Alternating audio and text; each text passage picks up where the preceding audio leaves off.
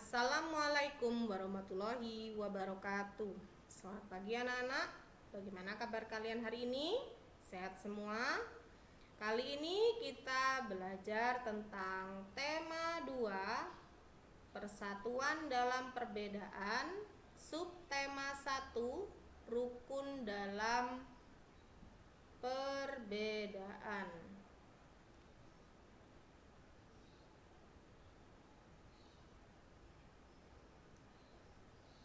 Tujuan pembelajaran hari ini menyebutkan manfaat persatuan dalam kehidupan, menuliskan contoh tentang pengalaman hidup rukun dalam kehidupan sehari-hari, menyebutkan informasi penting menggunakan aspek apa, di mana, kapan, siapa, mengapa, dan bagaimana. Membuat laporan tentang cara tumbuhan beradaptasi dan melindungi diri terhadap lingkungannya. Menyebutkan ciri-ciri tumbuhan terkait habitatnya, menyebutkan cara tumbuhan beradaptasi dengan tepat, menyebutkan cara tumbuhan melindungi diri dengan tepat.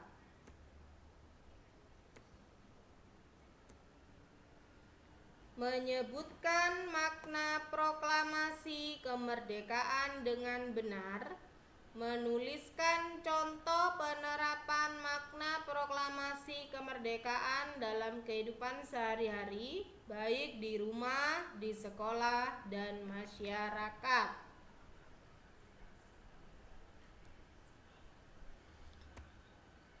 Kemudian menyebutkan pola lantai tarian daerah dengan benar dan menggambarkan pola lantai tarian dengan benar.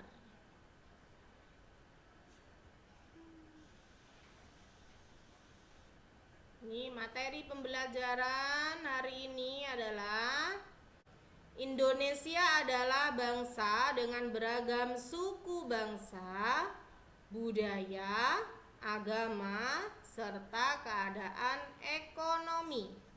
Perbedaan tersebut adalah kekayaan bangsa kita.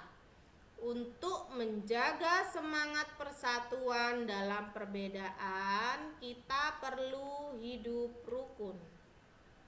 Beberapa sikap yang diperlukan untuk mencapai persatuan dalam perbedaan antara lain dengan sikap saling peduli dengan sesama. Kemudian mendahulukan kepentingan bersama daripada kepentingan pribadi, serta toleransi kepada orang lain.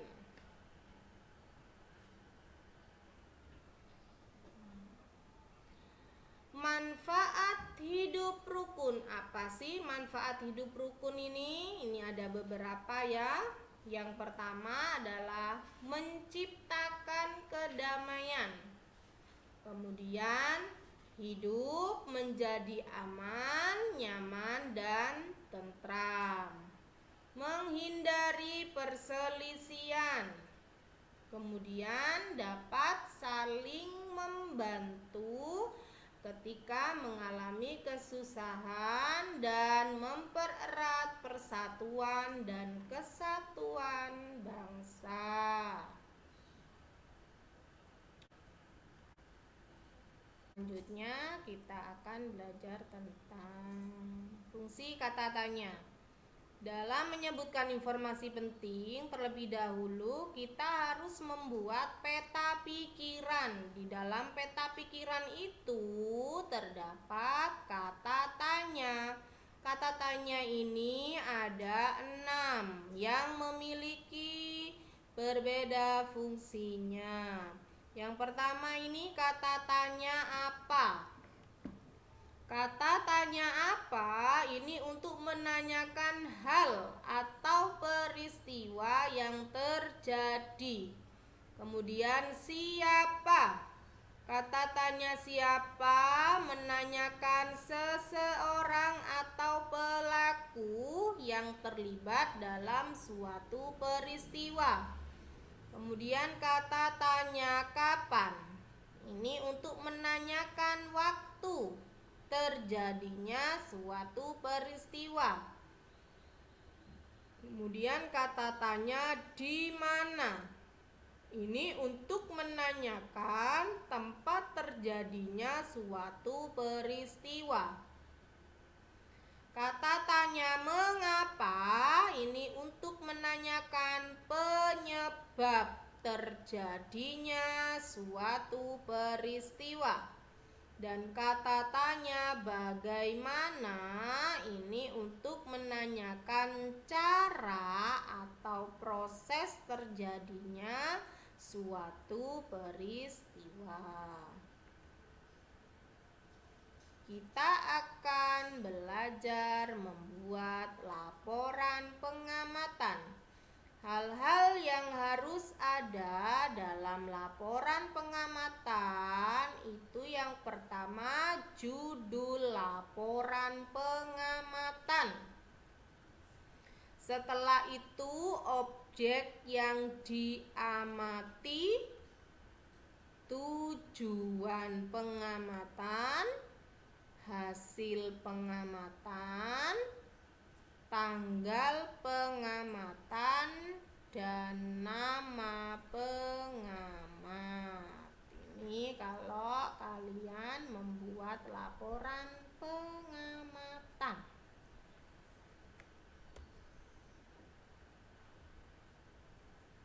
Selanjutnya kita belajar tentang tumbuhan beradaptasi untuk mempertahankan hidupnya. Apa itu beradaptasi, anak-anak? Adaptasi adalah kemampuan makhluk hidup untuk menyesuaikan diri terhadap lingkungannya.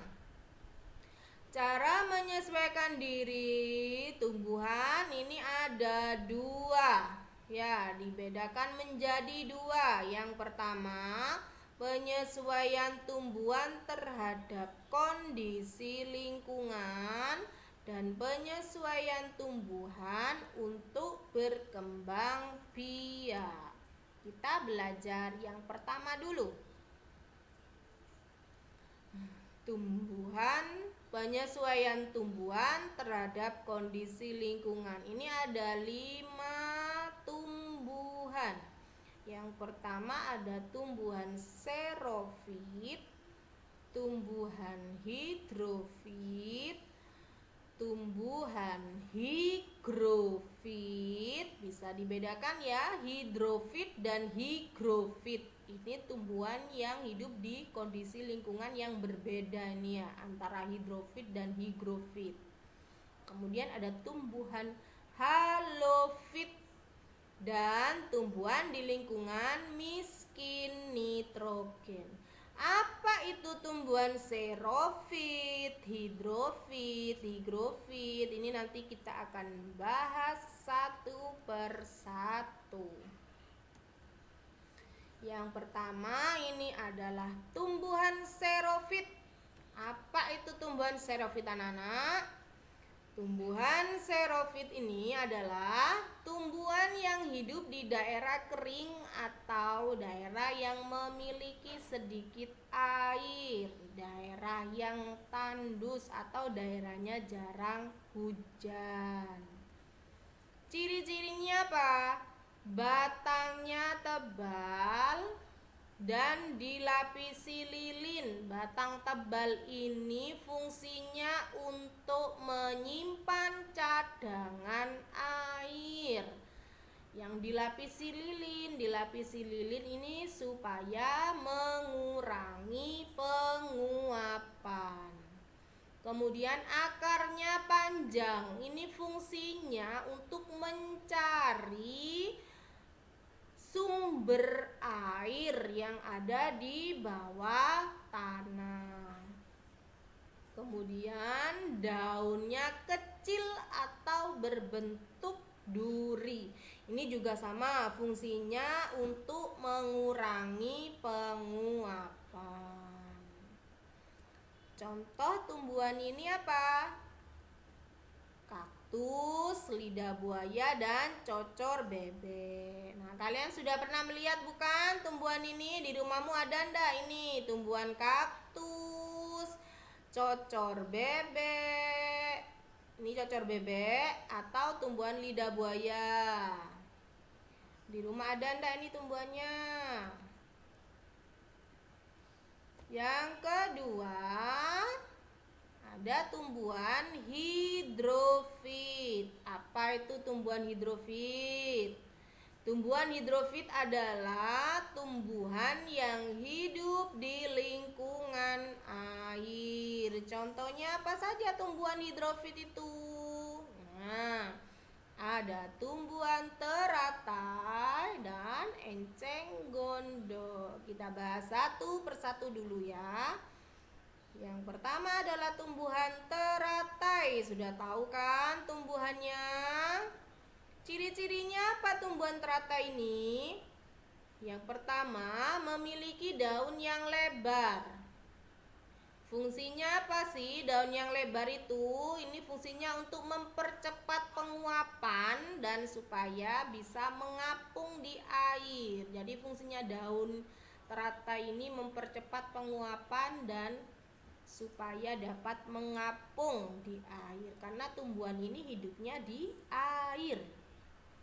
Kemudian daunnya berlapis lilin. Nah, ini berlapis lilin. Supaya apa kok berlapis lilin? Ini untuk menghindari pembusukan, karena teratai itu hidupnya di air, sehingga apabila terkena air, tumbuhan ini tidak membusuk. Selain teratai juga ada tumbuhan enceng gondok. Pasti kalian sudah tahu kan, ini tumbuhan enceng gondok. Biasanya tumbuhannya ada di mana? Ya, di sawah atau di rawa ya. Memiliki pangkal tangkai daun yang berongga yang berfungsi untuk membantu mengapung tumbuhan agar tidak terbalik. Nah, ini batangnya berongga, anak-anak.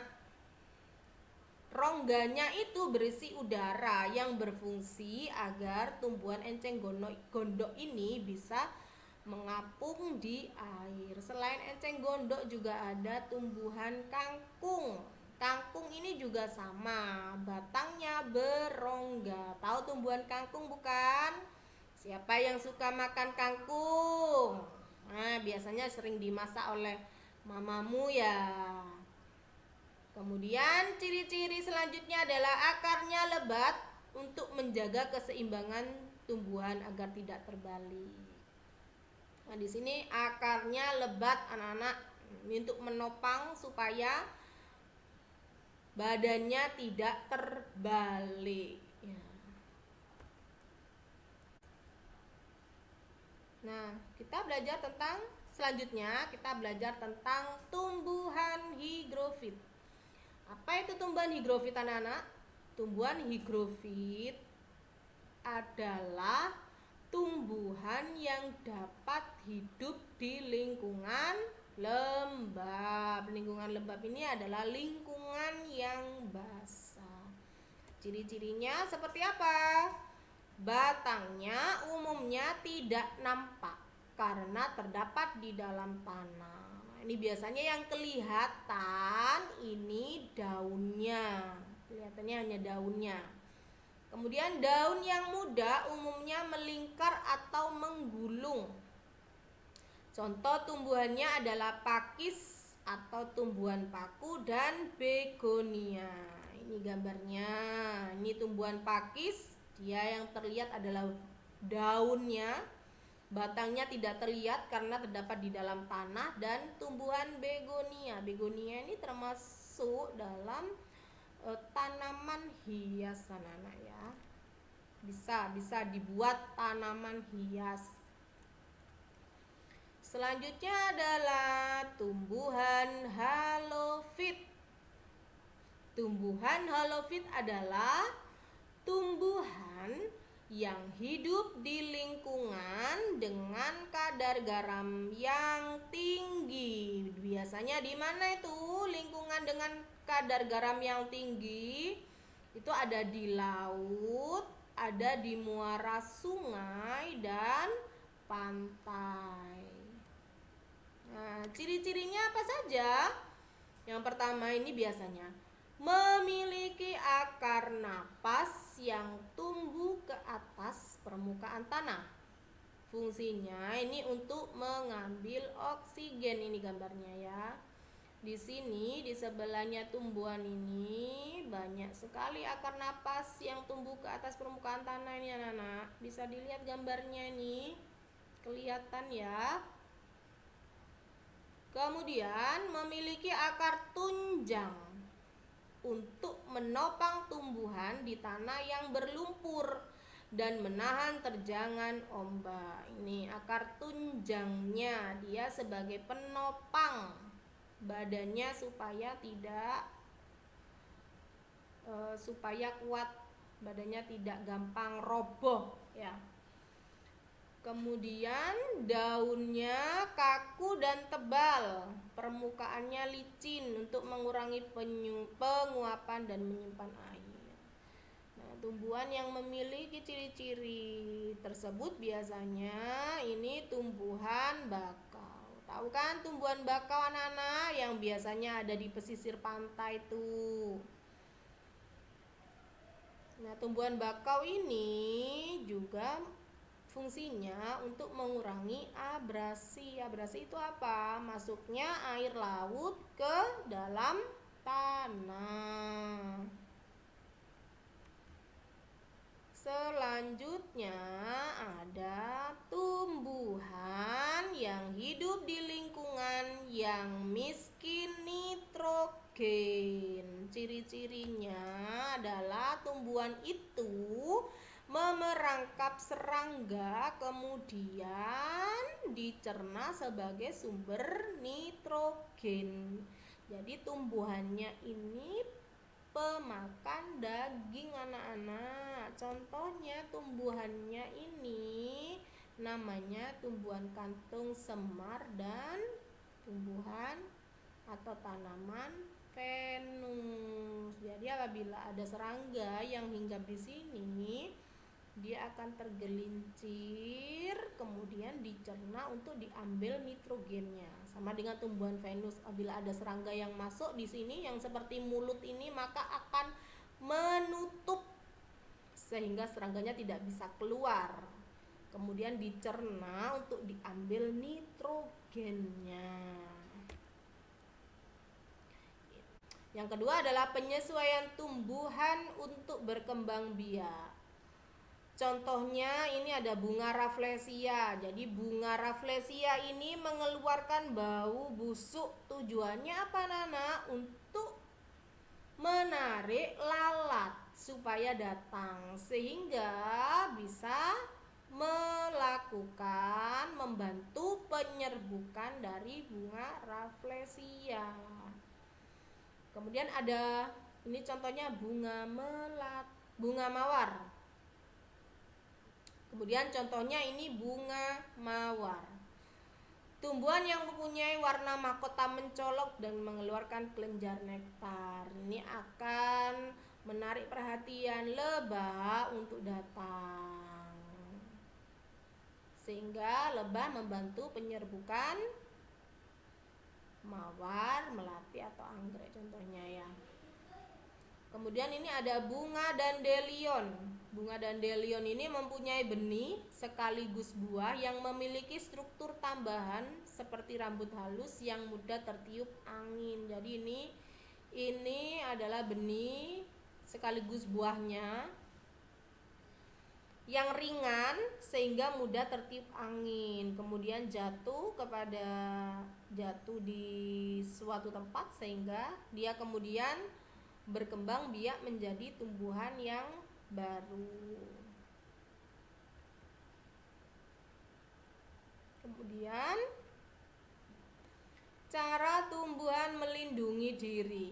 Ini ada beberapa macam cara Yang pertama memiliki duri, contohnya ini pada mawar, bugenvil, rotan, kaktus, salak, putri malu dan durian. Kalau dalam tanaman ini yang tumbuh durinya itu di batang, kecuali durian ya. Kalau durian ini di buahnya yang berduri.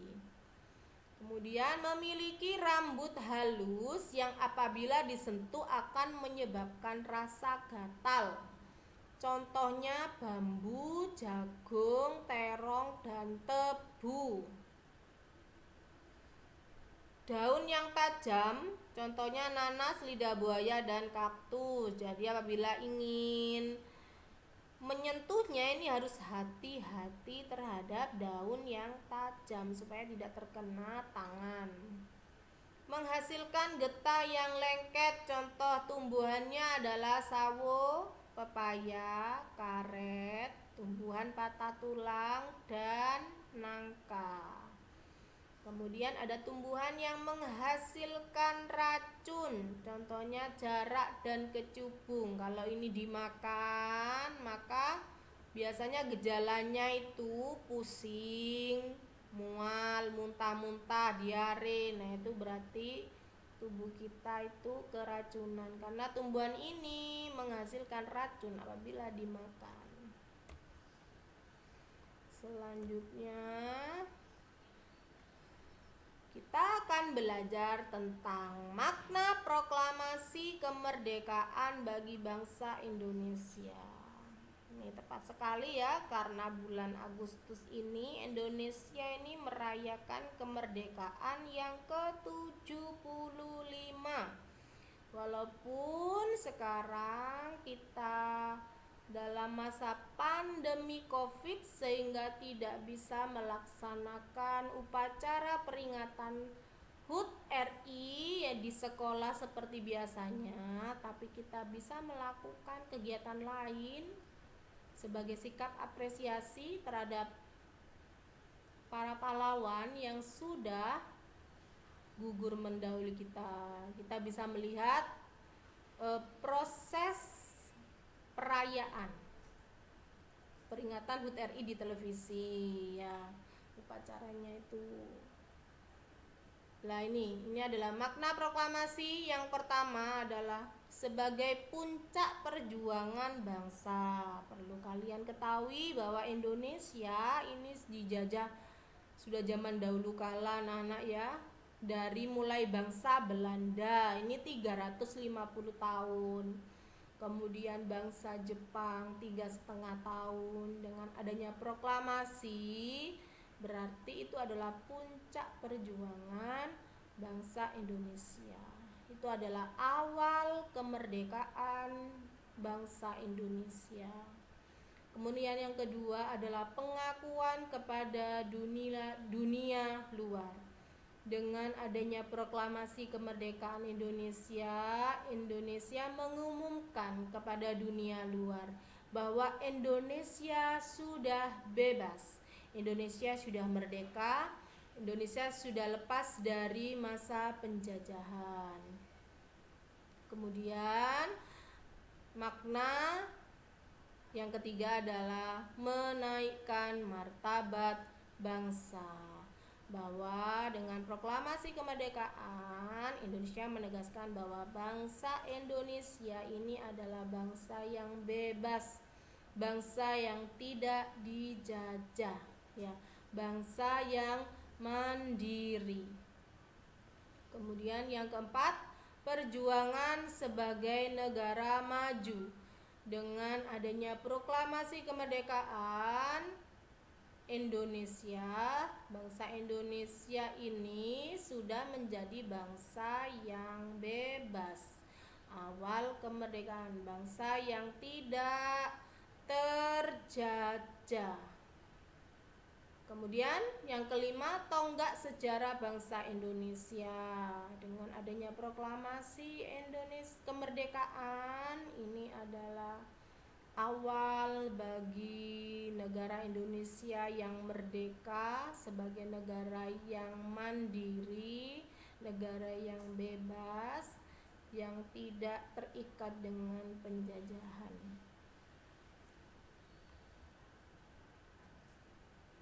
Kemudian penerapan makna proklamasi kemerdekaan Indonesia di kehidupan sehari-hari. Di rumah kita harus saling menghormati dan menghargai antar anggota keluarga. Tidak boleh bertengkar dengan saudara. Ini siapa yang sering bertengkar dengan saudaranya, dengan kakaknya, dengan adiknya, ya tidak boleh ya. Harus saling menghormati dan menghargai. Harus saling hidup rukun. Kemudian bangga memakai barang buatan dalam negeri, karena sekarang kualitas barang dalam negeri ini tidak kalah dengan kualitas produk luar negeri. Kemudian di sekolah ini mengisi kemerdekaan dengan giat belajar. Jadi kalian harus giat belajar, jangan malas membaca, karena tugas dari siswa itu belajar. Walaupun sekarang kita tidak bisa belajar di dalam kelas melalui tatap muka, kita masih bisa belajar melalui daring. Kita harus tetap semangat dan berdoa supaya pandemi ini segera berakhir, supaya kita bisa belajar di sekolah lagi anak-anak ya. Jadi kita harus giat belajar. Kemudian mengikuti upacara bendera dengan tertib dan hikmat.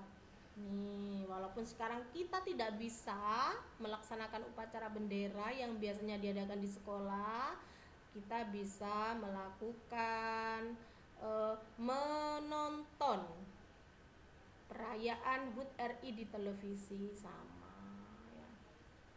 Kita juga bisa melakukan mengheningkan cipta untuk mengenang jasa pahlawan, karena tanpa mereka maka tidak ada yang namanya proklamasi, tidak ada kemerdekaan ya. Tanpa perjuangan mereka kita tidak mungkin merasakan kemerdekaan saat ini. Kemudian di masyarakat, kerjasama dalam mempersiapkan peringatan proklamasi kemerdekaan Indonesia. Biasanya nih dalam peringatan proklamasi di masyarakat, di kampung-kampung biasanya diadakan lomba-lomba ya. Nah, kita wajib memeriahkan perayaannya. Walaupun saat ini kita tidak bisa melakukan aktivitas itu karena dalam masa pandemi corona. Kemudian bersatu menjaga kerukunan bangsa. Ini bersatu menjaga kerukunan bangsa dengan apa Nana? Dengan cara yang seperti apa? Ya seperti tadi itu, harus saling menghormati, toleransi, saling menghargai sehingga tidak timbul perpecahan ya. Itu menjaga kerukunan bangsa.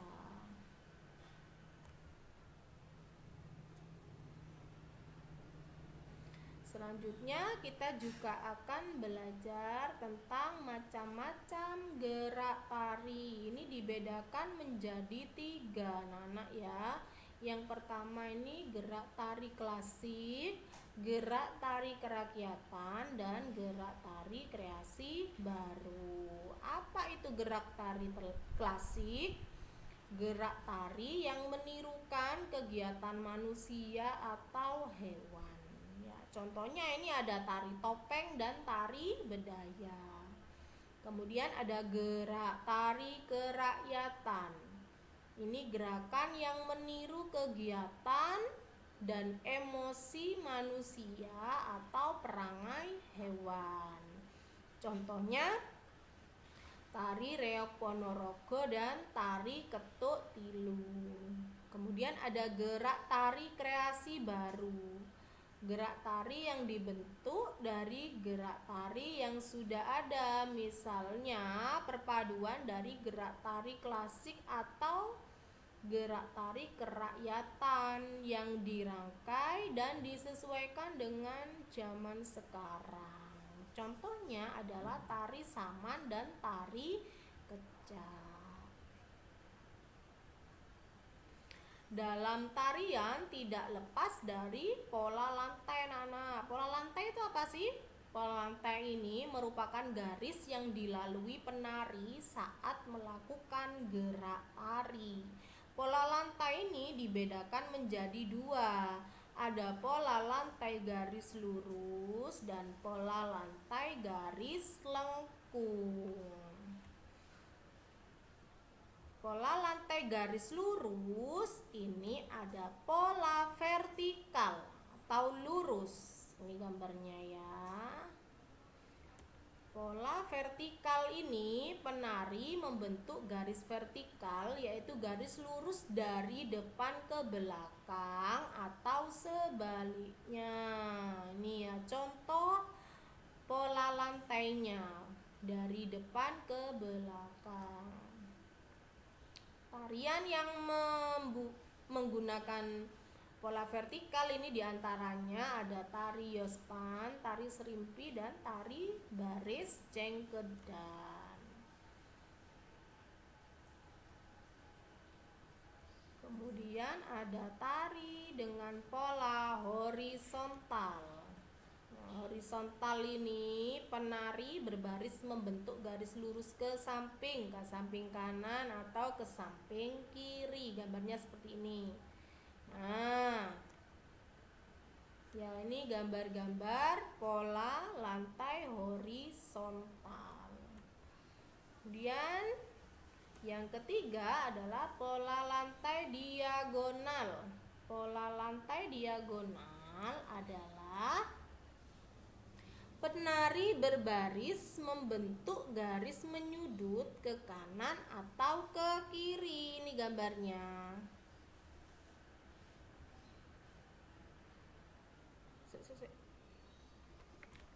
Kok ini metu ya atau si baik sih? Wis.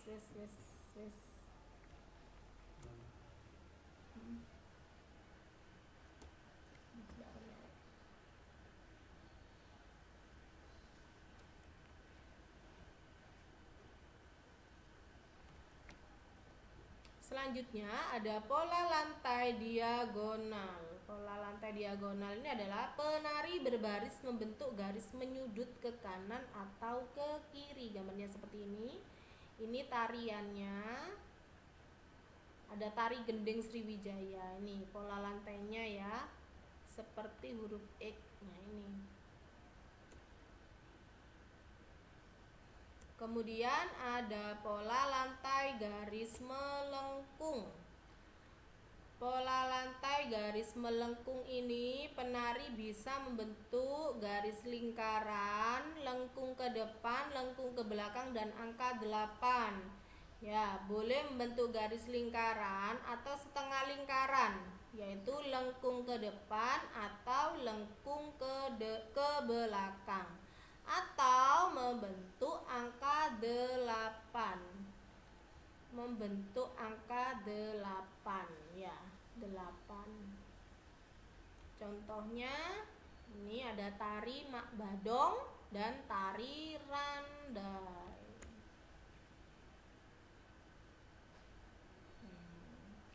Sekian pembelajaran hari ini anak-anak. Selalu belajar terus di rumah ya. Semangat terus belajarnya. Cukup sekian dari Budila. Wassalamualaikum warahmatullahi wabarakatuh.